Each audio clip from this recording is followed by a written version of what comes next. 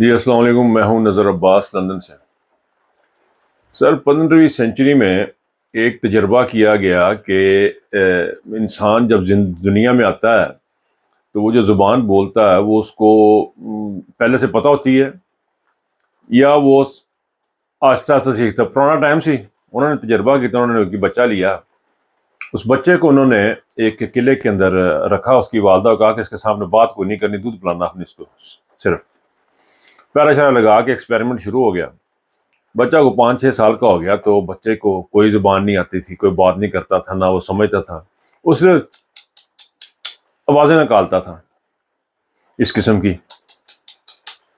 انہوں نے سوچا یار یہ کیا آواز نکالتا رہتا ہر وقت۔ انہوں نے تھوڑی سی تجربہ کے غور و خوض کا پتہ لگا کہ جس کمرے میں اس کو رکھا گیا تھا، جس گھر میں قلعے میں، اس کے باہر ایک چوراہا بکریاں چرواتا تھا، تو وہ یہ آواز نکالا کرتا تھا بکریوں کے لیے، تو وہ اس نے سیکھ لی، وہ چیز، وہ ساؤنڈ اس نے سیکھ لی۔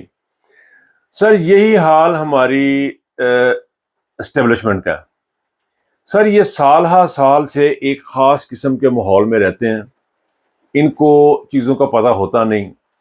آسمہ جہانگیر مرحومہ کہا کرتی تھیں ڈفر، تو میں ان کو مرحومہ کو اللہ تعالیٰ مجھے معاف کرے، میں ان کو بڑا برا بھلا کہتا تھا۔ میں سمجھتا تھا کہ یہ انڈین ایجنٹ ہے، ہماری فوج کے خلاف بڑی باتیں کرتی ہیں، تو اس وقت سمجھ نہیں آتی تھی، لیکن ہمیں اب مجھے آ کے سمجھ لگی ہے کہ یہ دے آر ڈفر۔ سر آپ اب اندازہ کر لیں کہ انہوں نے پچھلے 6 مہینے سے ایک چیز دیکھی ہے کہ مسلسل پاکستان میں ہو رہی ہے، ڈکلائن آف اکانومی۔ اسٹیبلائزیشن کسے کہتے ہیں کہ معاشرہ اسٹیبل ہو جائے۔ پاکستان میں پیسے کی کوئی کمی نہیں ہے، آج بھی بڑا پیسہ الحمدللہ پاکستان میں ہے۔ دیکھیں جی، ٹرسٹ جو ہے نا، ڈیفیسٹ، وہ بڑا خطرناک ہوتا ہے۔ ان کو یہ سمجھ نہیں آ رہی، یہ ٹرسٹ ڈیفیسٹ آ گیا ہے پاکستان کا اور پاکستان کی عوام کا، اور مارکیٹ میں یہ ٹرسٹ ڈیفیسٹ ہے، ٹرسٹ نہیں کر پا رہے لوگ ان کے اوپر، اور ان لوگوں کو اس بات کا اندازہ نہیں ہے کہ اس کو کرنا کیا ہے۔ یہ وہی بس جو انہوں نے سیکھا ہے وہی کر رہے ہیں۔ انہوں نے سیکھا سی یہ ہے کہ جو میں نے آرڈر دیا ہے وہ اگلے نے پورا کرنا، اور جو مجھے آرڈر دیا گیا وہ میں نے پورا کرنا۔ انہوں نے صرف یہی سیکھا ہے۔ انہوں نے جو بندے طالبان کو کنٹرول کرنے کے طریقے ہتھکنڈے یا طریقے اختیار کیے تھے، وہی یہ اسلام آباد میں، لاہور میں لگانا چاہ رہے ہیں۔ دیکھیں، ہر جگہ کی ریکوائرمنٹ اور ہوتی ہے۔ آپ اندازہ کریں کہ ایک فوجی جرنیل پرویز مشرف نام کا آیا تھا، اس شخص نے ٹیک اوور کیا سول گورنمنٹ کو۔ اچھا کیا برا کیا اس میں نہیں میں جانا چاہ رہا، میں بتانا یہ چاہ رہا ہوں کہ اس بندے کے بعد بھی تھوڑی سی عقل تھی۔ اس تھوڑی سی عقل کو یوز کرتے اس نے میڈیا آزاد کیا۔ اس کی صرف ایک ہی بیوقوفی تھی کہ یہ خاندان، شریف خاندان چھوڑ دیا اس نے۔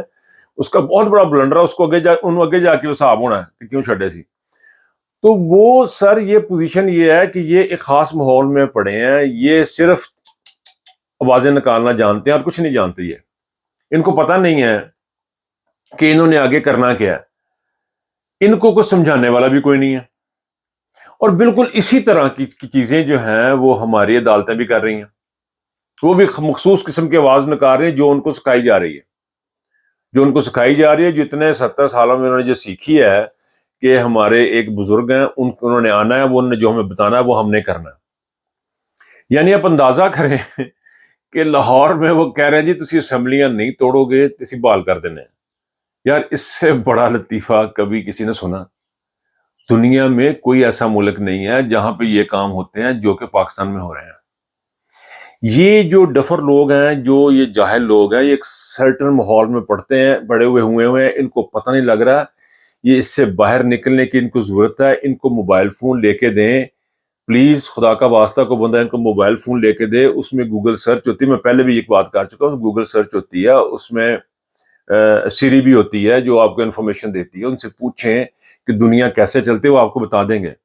آپ کو زیادہ تردد کرنے کی ضرورت نہیں ہے۔ آپ کے پاس ایک براڈ بینڈ چاہیے، انٹرنیٹ چاہیے آپ کے پاس، اس انٹرنیٹ سے اپنے فون کو کنیکٹ کریں گے۔ یہ ان کو اگر نہیں پتا تو بھی انہوں نے دس دیو، آپ ان کو دکھا دیں، کوئی صاحب جائیں اور ان کو جا کے سکھا دیں۔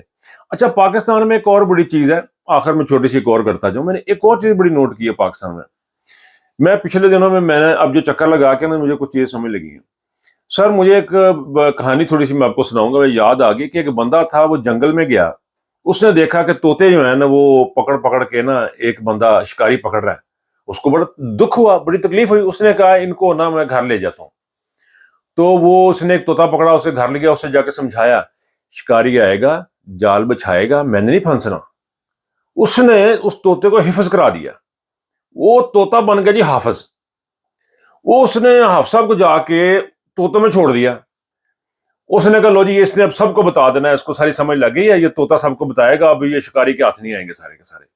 اس سال کے بعد گیا تو انہوں نے دیکھا شکاری نے جال لایا تھا، وہ طوطے بیچ میں پھنسے ہوئے ہیں اور ایک ہی ترانہ گا رہے ہیں، شکاری آئے گا، جال بچھائے گا، ہم نے نہیں پھنسنا۔ یہ سر جی حفظ کر لینا کچھ چیز جو ہے نا، اس میرے کہنے کا مطلب یہ کسی چیز کو حفظ کر لینا یا یاد کر لینا، اس کے مانی جانے بغیر کوئی فائدہ نہیں ہے۔ اگر میں نے کچھ چیز حفظ کی ہے، اگر میں نے کچھ چیز یاد کی ہے، تو مجھے اس کا پتہ ہونا چاہیے کہ اس کا مطلب کیا ہے۔ جب تک آپ کو اس کا مطلب نہیں آتا، آپ کو اس کا کوئی فائدہ نہیں ہے، نہ آپ کو فائدہ ہے نہ آپ کے ساتھ والوں کو فائدہ ہے۔ بہرحال اتنے سے میسج کے ساتھ میں ختم کروں گا کہ تمام حافظ لوگوں کو چاہیے کہ جنہوں نے خاص طور پہ جو قرآن کے حافظ ہیں، ہم تو خیر نالائق لوگ ہیں، جنہوں نے قرآن حفظ کیے ہوئے ہیں اس کے مطلب کو بھی سمجھیں۔ تو پاکستان میں بے شمار حافظ ہیں جنہوں نے یاد کیا ہوا، حفظ کیا ہوا ہے، لیکن ان کے معنوں کا نہیں پتہ اور وہ کرپشن میں انوالو ہوتے جا رہے ہیں۔ بہرحال میں اس چھوٹی سی بات کے ساتھ اجازت چاہوں گا۔ اللہ حافظ۔